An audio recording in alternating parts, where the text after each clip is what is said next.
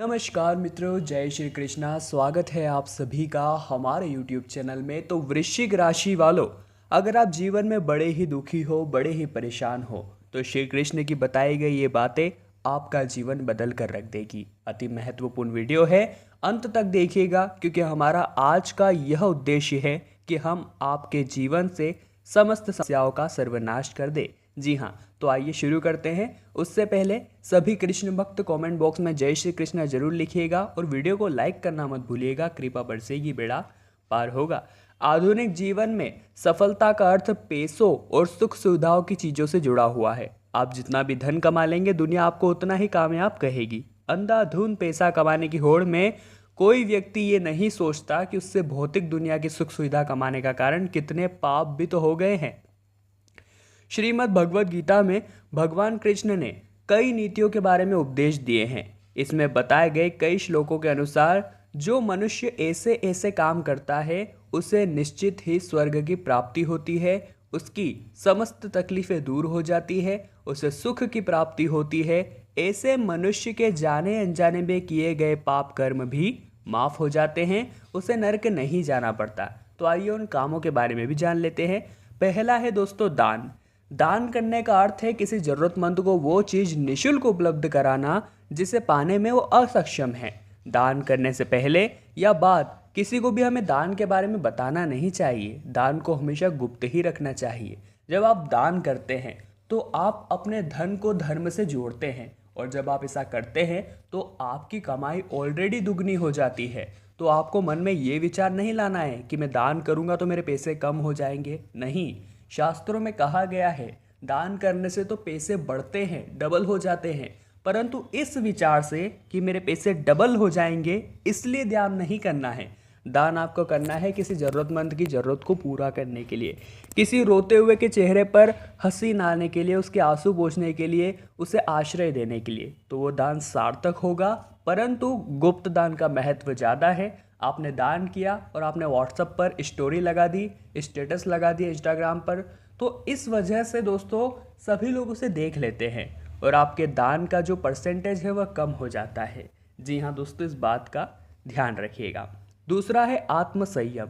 कई बार ऐसा होता है कि हमारा मन और हमारा दिमाग दोनों विपरीत दिशा में चले जाते हैं और हम अधर्म कर बैठते हैं। गीता में दिए गए ज्ञान के अनुसार मन को वश में कर लेने से व्यक्ति द्वारा किसी पाप को करने की संभावना रहती है।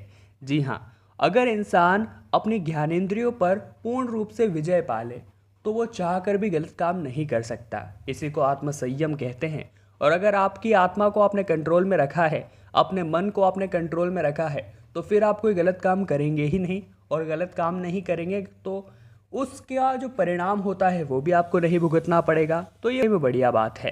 अगला है दोस्तों हमें सत्य बोलना। कलयुग में सत्य और असत्य का पता लगाना बड़ा ही मुश्किल हो गया है। किसी भी व्यक्ति की बात को सुनने मात्र से ये नहीं कहा जा सकता कि वो झूठ बोल रहा है या सच। अगर आपने भूतकाल में कोई गलत काम किया है तो आप शेष बचे जीवन में हमेशा सच बोलकर अपने पापों का प्रायश्चित भी कर सकते हैं। परंतु आज के कलयुग के ज़माने में ऐसा बहुत कम लोग वो कर पाते हैं, क्योंकि जब कोई इंसान एक झूठ बोल देता है और वो पकड़ा जाता है या उसे डर लगता है कि मैं पकड़ा जाऊंगा, तो उसे छुपाने के लिए और झूठ बोलता है। ऐसे करते करते झूठ की लाइनें लग जाती है। परंतु अंतिम में सत्य का मार्ग ही अपनाना होता है, क्योंकि भंडाफोड़ तो होता ही होता है। तो आपको ध्यान रखना है कि असत्य को अपने जीवन में नहीं अपनाना है, हमेशा सत्य के रास्ते पर चलना है। यकीन मानिए, परिणाम बहुत बेहतरीन होंगे। आपको डरने की कोई बात नहीं है, क्योंकि अंत में तो सत्य की ही विजय होती है। तो हम अगर शुरुआत से सत्य के साथ चलते हैं तो कितना अच्छा होगा। जब महाभारत का युद्ध होने वाला था तो कौरवों ने तो पूरी नारायणी सेना को चुन लिया था, परंतु पांडवों ने कृष्ण को चुना था। तो आप समझ सकते हैं, सत्य को चुनने से विजय होती है, क्योंकि अंत में पांडव ही जीते थे। ध्यान या जप। आधुनिक युग में से लोग बहुत कम बचे हैं जो रोजाना ध्यान करते हैं, पूजा पाठ भगवान को प्रसन्न करने के लिए करते हैं। परंतु नहीं दोस्तों, आजकल ऐसा हो ही नहीं रहा है। आध्यात्म करके हम आत्म साक्षात्कार कर सकते हैं। नियमित रूप से स्वच्छ मन में जप या ध्यान करने से भूल से भी हुई गलतियां को हम पार लगा सकते हैं। परंतु फिर भी इंसान को इनसे कुछ मतलब ही नहीं है, वो बस पैसा कमाने की होड़ में लगा हुआ है। परंतु आपको एक बात का ध्यान रखना होगा, पैसा ही सब कुछ नहीं है।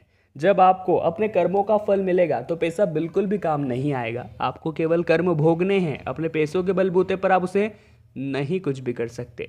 ये बातें विशेष तौर पर ध्यान रखें और ध्यान करिए, भगवान का स्मरण करिए, नाम जाप कीजिए, दिन रात उनका नाम लेते रहिए। नारायण नारायण नारायण, हर हर महादेव, हर हर महादेव। इतना तो आप रोज जप ही सकते हैं। कुछ कुछ देर में भगवान का नाम लेते रहिए, आपके पाप भी कटते रहेंगे, आपको सही मार्ग भी दिखता रहेगा, भगवान का आशीर्वाद आपके साथ रहेगा, आप गलत मार्ग पर भी कभी नहीं जाएंगे। साथ दोस्तों, श्री कृष्ण कहते हैं कि भगवान हमेशा तभी प्रसन्न होंगे, भगवान दिल से आपको चाहेंगे जब आप उनकी दिल से भक्ति करेंगे। कहने का मतलब है आप घर में रोजाना दिया बत्ती जरूर करें। जिन घरों में सुबह शाम गाय के घी का दीपक जलाया जाता है, जी हाँ, उन घरों पर देवी देवता अपनी कृपा हमेशा बनाए रखते हैं। ऐसे घरों में कभी गरीबी का वास नहीं होता। जी हाँ दोस्तों, हमेशा जीवन में ये लोग तरक्की का ही मुंह देखते हैं, असफलता इनसे कोसों दूर रहती है, क्योंकि ये भगवान को मानते हैं, भगवान इन्हें याद करते हैं, फिर इन्हें जीवन में परेशानी किस तरह से आ सकती है। साथ दोस्तों, पानी कहा जाता है जब भी घर में मेहमान आए तो सबसे पहले उन्हें पानी पिलाना चाहिए। ऐसा करने से अशुभ ग्रह टल जाते हैं। अतिथि देवो भव, इसका मतलब होता है अतिथि देवता के समान है। भारतीय परंपरा तो यही कहती है, परंतु आज के ज़माने में लोग मेहमानों को भी बोझ मानने लगे हैं। उनका आतिथ्य वे नहीं करते, उन्हें घर से भगाने की सोचते हैं, कहते हैं ये कहाँ से आ गया, अब ये मेरा सारा समय बर्बाद कर देगा। परंतु क्या भगवान घर पे आएंगे तो आप उन्हें यूँ बोलोगे कि ये कहाँ से आ गए, ये मेरा सारा समय बर्बाद कर देंगे? हो सकता है जाने अनजाने में भगवान ही मेहमान के रूप में आ जाए, तो क्या आप उन्हें ऐसा बोल देंगे?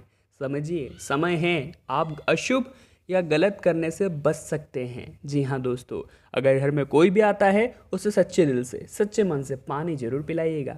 जी हाँ, शहद, घर में शहद रखने का स्थान हमेशा साफ सुथरा होना चाहिए। हमारे पुराणों में शहद को बेहद ही पवित्र माना गया है, क्योंकि यह नकारात्मक ऊर्जा को हटाकर घर में सकारात्मक ऊर्जा का संचार करता है। इसलिए माना गया है ऐसा करने से घर में बरकत बनी रहती है। जी हाँ, तो आपको हमेशा घर में शहद रखना है, क्योंकि शहद बहुत ही ज़्यादा फायदेमंद होता है।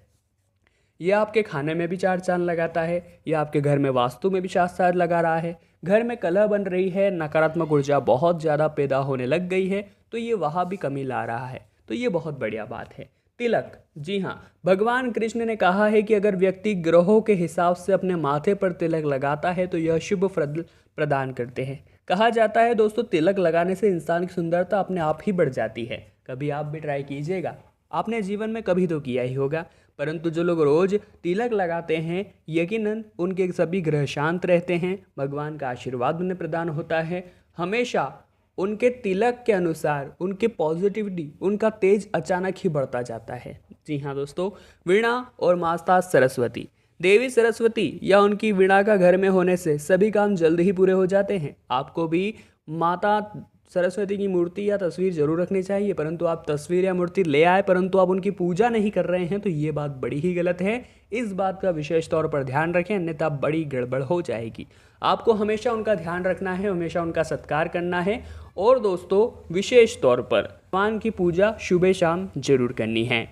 दोस्तों, जीवन में गुरु की तलाश में रहते हैं जो हमारा मार्गदर्शन कर सके, एक ऐसा इंसान जो हमें जीवन में सफल होने में सहायक सिद्ध हो सके। कुछ लोगों को ऐसा योग्य गुरु प्राप्त भी हो जाता है, किंतु अमूमन लोग इस मामले में भाग्यहीन ही रह जाते हैं। ये जीवन भर इसी तलाश में रहते हैं और ये आशा करते रहते हैं कि काश कोई ऐसा तो हो जो उन्हें समझा सके कि जीवन आपको सफल बनाने के लिए क्या किया जाए, जीवन का एक एक पल कैसे जिया जाए ताकि कोई भी दिक्कत हो ही ना। साथ ही में दोस्तों, बात मेरी और आपकी करें तो सभी को एक ऐसे व्यक्ति की ज़रूरत महसूस होती है जो उसे जीवन के बड़े फैसले लेने में मदद करे। जी हाँ, आज मैं आपसे कहूँ कि जीवन में और कोई नहीं बल्कि श्री कृष्ण के निर्देशन पर ही आपको चलना चाहिए, तो आप जीवन में वो सब कुछ पा सकते हैं जो आप पाना चाहते हैं। दरअसल श्री कृष्ण के गुणों और उनके स्वभाव को देखते हुए जिन तथ्यों को हमने आज की वीडियो में आपको बताया है, वो वाकई में हैरान करने वाले हैं, और इन्हें समझने और जानने और अपनाने के बाद आप खुद भगवान कृष्ण को अपना गुरु मान लेंगे और आप उनके बताए गए रास्ते पर जब चलेंगे